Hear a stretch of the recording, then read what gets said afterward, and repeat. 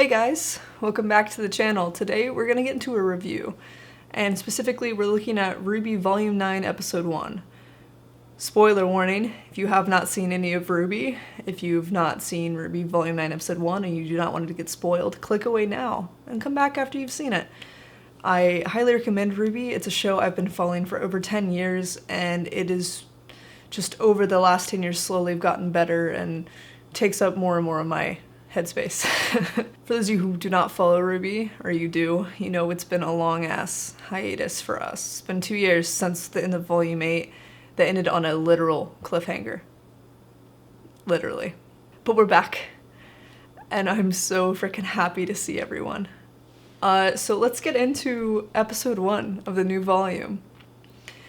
This volume specifically, we were told by RWBY to focus on and rewatch volumes 1 through 3, because we're gonna get a lot of those same dynamics within Team RWBY, and a lot of parallels. And we start to see some of those parallels and dynamics in the very first episode, so I'm very excited. So, episode 1 picks right back up with the craziness from the end of volume 8, but this time, instead of it being objectively third person, we get it through RWBY's eyes, which I think is really nice, and it's really setting up this volume to be RWBY-centric. So it provides a nice frame. And not that I know what the last episode of this volume is going to be, but I would not be surprised if the very last thing we see this volume is not also framed by RWBY, so we can have a beginning and ending frame. It's something that's done a lot in TV, and I just think it's nice. So from her eyes, from her point of view, we get to see what it's like to fall off these platforms that were in Volume 8. And Neo decides it's not enough just to fall to their potential deaths. No. She's got to make sure RWBY dies. And RWBY dies by her own hands. So she literally goes for the throat. And not only does she just go for RWBY's jugular, no. During this fight, she straight up turns into Penny. That is so rude.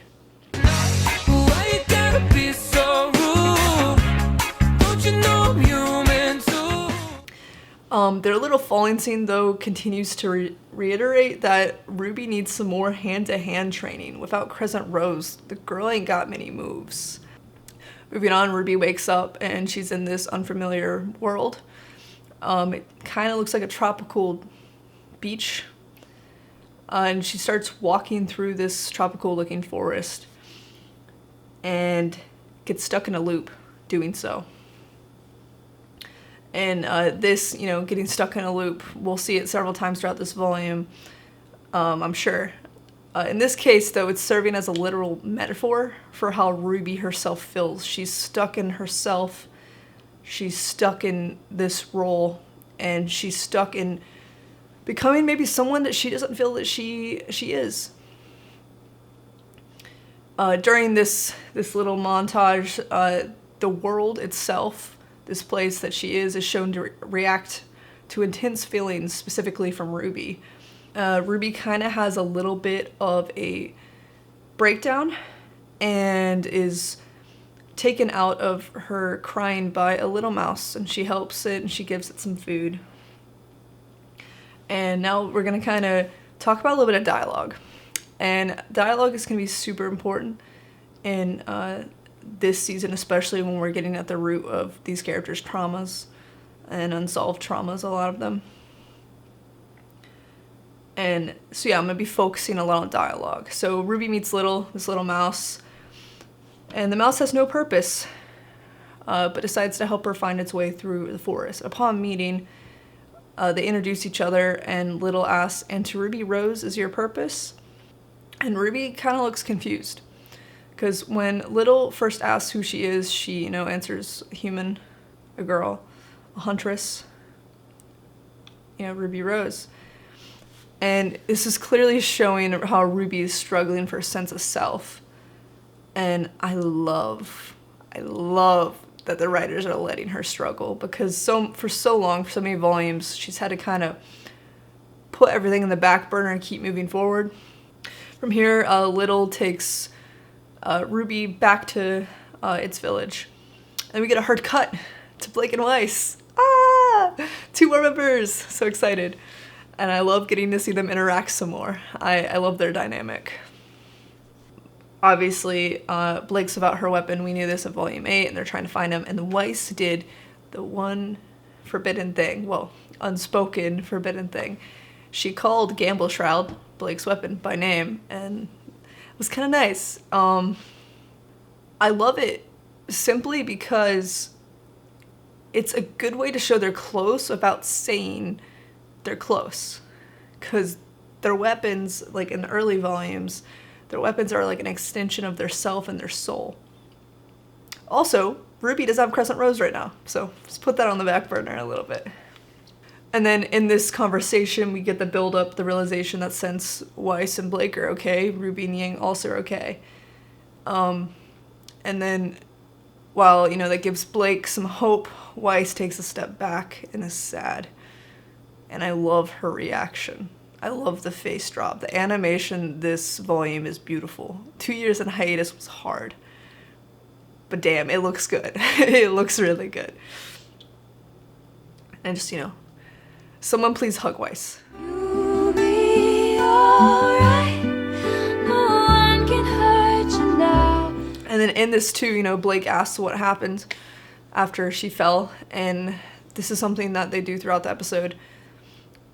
Weiss just avoids talking about it.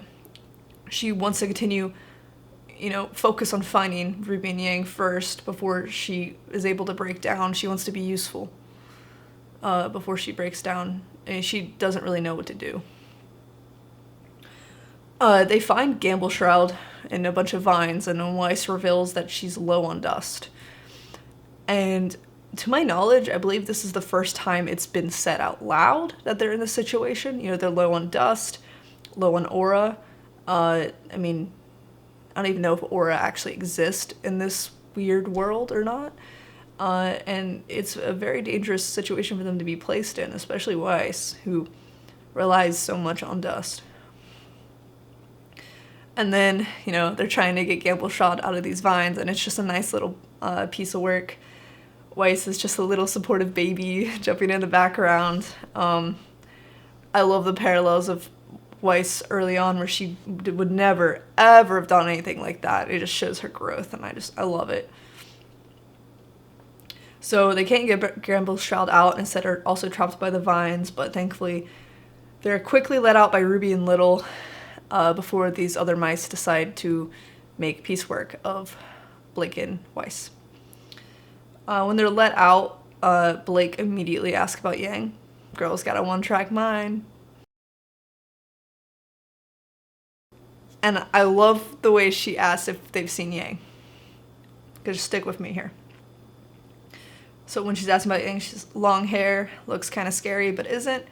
And then Weiss pipes back in, but could be if she wanted to.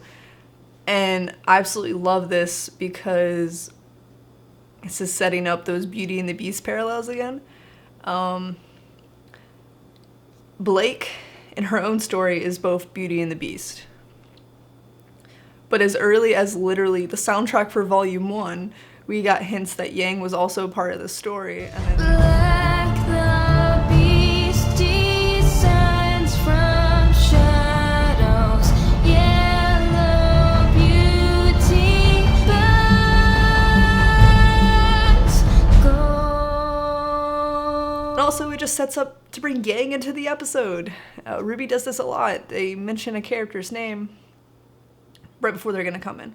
They go on this path, they're trying to find higher ground, maybe that's where Yang is, and they run into this creepy, weird, a nomination. Oh my god, what is that? Oh my god, what is that? I think it's the Jabberwocker, or Jabber something is what it's actually called. It's animated off kilter, and I really like that. And it's got this garbled dialogue about searching. It's like searching for what? I don't know. So I guess we'll find that out. Well, I know we'll find that out. This leads to a little mini fight in which we get a Beacon parallel. Beacon, RWBY, my beloved, between Blake and Yang, but it's reversed. This time, Blake is the one confronting, in this case, the Jabberwocker. head on, and Yang throws a rock. It gets its attention. Yang is back! But her prosthetic arm is gone.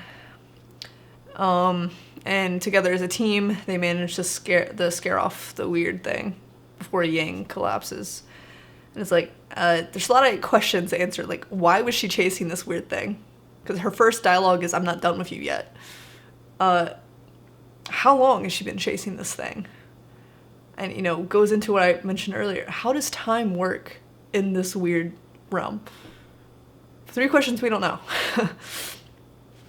Upon, realizing they're there, we get 2 insanely important pieces of dialogue from Yang and RWBY. Yang collapses to a knee, and her first words upon seeing them are, "Damn it, you weren't supposed to be here." Oh, man, if that girl is not self-sacrificial, and now she feels she's failed because she legitimately thinks she's dead. But then we get a super important line from RWBY that confirms what everyone has believed for years that's kind of gone unsaid. And then RWBY responds, "If you thought we wouldn't come for you, then you must have forgotten who raised me." This line is so important, just to the show, to their relationship, to everything. We are finally getting the confirmation that Yang did raise RWBY once their dad checked out. And then we get bees. Bees!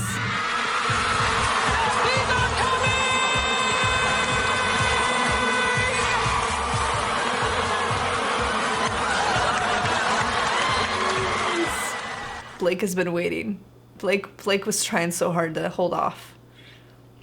And the voice acting in that, the amount of relief, it's just so good. I love it. So good. And then breaking up the moment is Weiss, and she says, "I thought you'd be happier to see us." And Yang responds, "I am. It's just it must have gone pretty bad." And that is important. There it is. While RWBY and Blake asked Weiss simply what happened when they fell, Yang said the unspoken thing. Everyone's thinking it. If they're all here, things went to shit. And that line breaks Weiss down. Someone give this girl a hug. She looks so sad and so small. I mean, she thought she saw her entire team killed. She's obviously happy they're not. And now she's got to tell the news to them. And when she, does let that news out, it overwhelms RWBY and she faints. I mean, it's a lot to take in. Specifically, Penny. And relatable. I would faint too. Nuts and bolts, my beloved. R.I.P.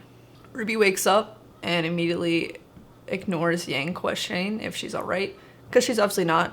And she doesn't have the energy to lie anymore. Why should she? But this leads to Blake taking a leadership role, and you love to see it. I love seeing leader Blake. And we get into some more dialogue that is so important. Like I said, I'm going to be looking at so much dialogue. It's crazy.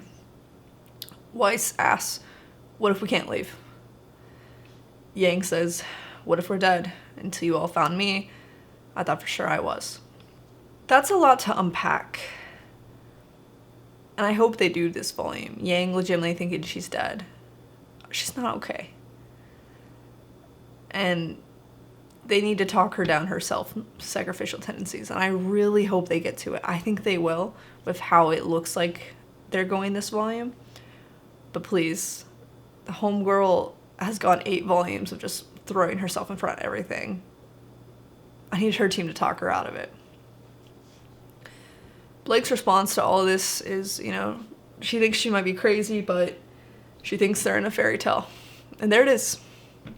I'm not really going to rate episodes per se, because if something happens in one episode, it's going to be the best episode, even if something awful also happens in that episode. I'm going to instead wait to give a review at the end of the season. But ultimately, I felt like this episode was a great way to start off the season after a long hiatus. And I'm super excited to see what's happening next. What do you guys think is going to happen this season? I just want some more heart-to-hearts, please. If I get that, I'll be happy. And we got Neo being set up as the Mad Hatter, so it's gonna certainly be interesting. Let me know down below what you want to see this season, and let me know if you want me to try to analyze the opening. So until next time, see ya. Have a great day.